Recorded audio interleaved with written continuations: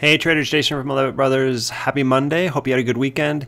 Today I'm going to briefly discuss how I use multiple moving averages on multiple time frames to help identify trades.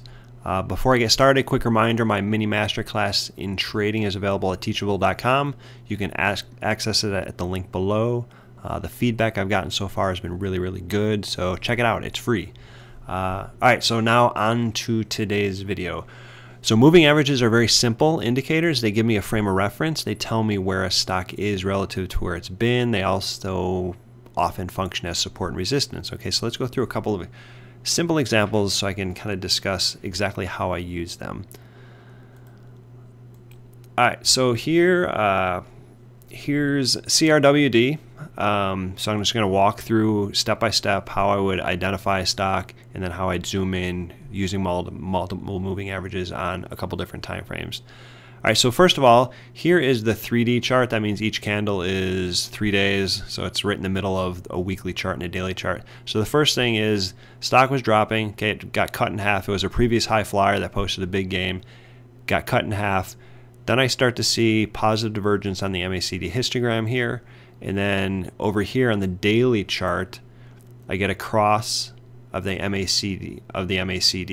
Okay, and as you can see, the MACD continues to trade up, even though the stock came down and dipped. The MACD histogram came down and dipped, but the MACD stayed in positive formation, I guess you could say. Okay, so this is where I get my bias. Okay, higher time frame chart, looking for a bias.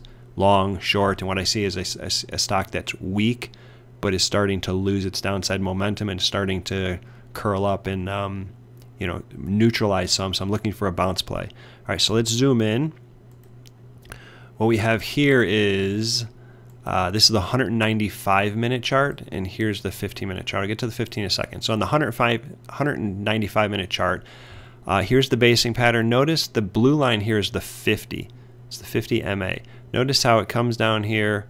We got resistance there, okay, resistance here, but then once it trades through, obviously it kind of takes off. Okay, so when I identify the stock on a higher time frame chart, I zoom in with the 195 chart, I recognize that this particular moving average has turned the price back a couple times, so it's like my frame of reference. Okay, I want the stock to get over that moving average before I really get interested. But meanwhile, what I notice here, let's zoom in on this little area here. Okay, so as it's bottoming, I come over here to the 15-minute chart and notice it's getting nice support from the 50, nice resistance from the 200, then it pops, consolidates, and then it's basically off to the races. Okay, this is a really good sequence to start with the 3-day chart, get a positive divergence on the MACD histogram, go over to the daily chart, the MACD crossed up, zoom in on the 195 chart, notice that this particular moving average was turning the stock back, and then zoom in again on the 15-minute chart and notice that the stock had popped off of a low here, consolidated between these two moving averages, and then continued on. Okay, I'm not randomly placing orders just to buy here. I want to see the stock be in sync with a moving average or two, and then I trade with that being my frame of reference. Okay, let's go to another example. Here is ZM. Okay, another stock that had fallen quite a bit. Previous high flyer, fell a bunch, was in recovery mode, and then you can see here it was forming kind of a consolidation pattern with resistance, basically like that. Now I was looking to get involved over here. The reason why is I like trades within ranges, and the reason why is because they give me a buffer. Okay, if you play a breakout and then the breakout fails, you're going to lose money. Okay, I mean that's almost by definition. If you chase a breakout and it fails, you're going to lose money. You're going to lose a buck or two. Well, maybe not two, but you're going to lose some money.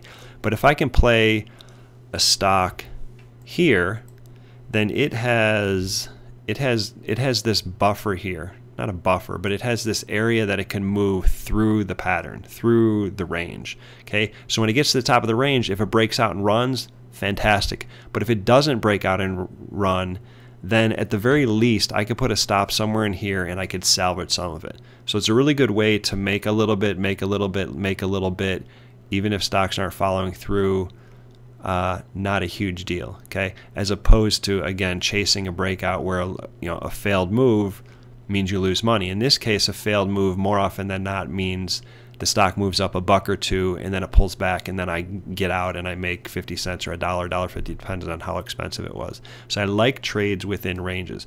So I identify this stock as a stock that had moved off a low, was consolidating, was forming a range, and I wanted to play it from towards the bottom of the range. It's actually kind of the middle of the range, up towards the top of the range. So I zoom in over here with the 195 chart, and I recognize again that the 50 on this chart was doing a pretty good job supporting the stock. Okay, a little bit sloppy over here, but over here support's like really good. And then if you look closely, I have a resistance level that's in here. We have like, what is this, 1, 2, 3, about 6 candles in a row where they all have resistance in the same level. So that gives me a frame of reference. Okay, I have a stock that moves off the low, it's consolidating, it has found support at this moving average. I'm looking to play this move up here. Okay, at first I'm just looking to play a move to the top of the range. Again, if it breaks out and runs, fantastic. If it doesn't, then at the very least I can put a stop in place somewhere over here and I could not salvage it, but I could actually make a buck or two. Today the stock gapped up to 71 and immediately dropped back down. So I actually exited. I was in this trade, I held it over the weekend, and I actually exited at 70 today. Okay, so if it would have followed through, great. If it didn't follow through, oh well. So again, trade within a range. Okay, identify the trade on a higher time frame chart, zoom in with an intraday chart, find a moving average or two that is in sync with the chart, and use those as a frame of reference. Okay, last one. MRNA. This is a 3-day chart. I like the kind of W-ish pattern here. Up, down, up, down, up. I was looking to get involved in here.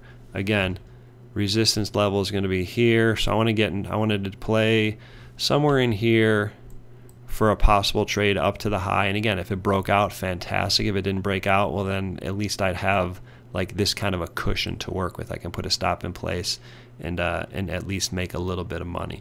So if I look over here at the 195 chart, okay, what I like this is I zoom in here. Number one, it seems like the 50 is kind of important because it was right when it crossed the 50 that it actually took off.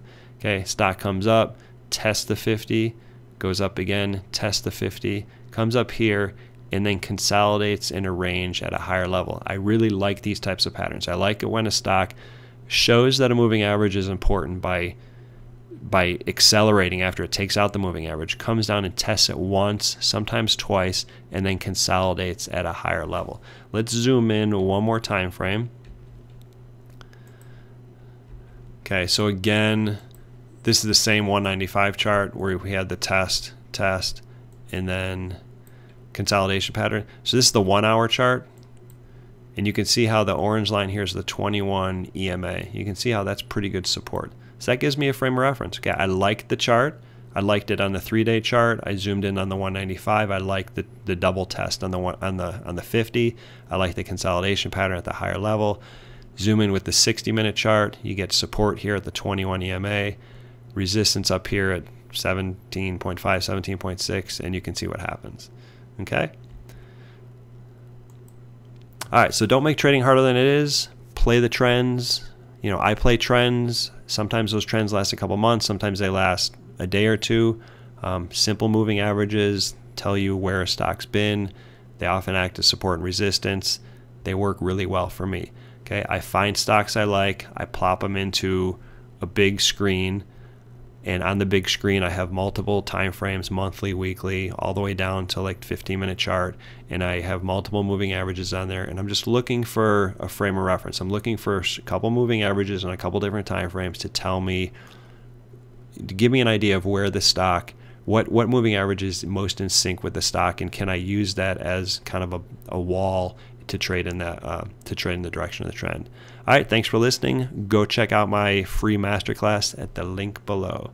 All right, talk to you later.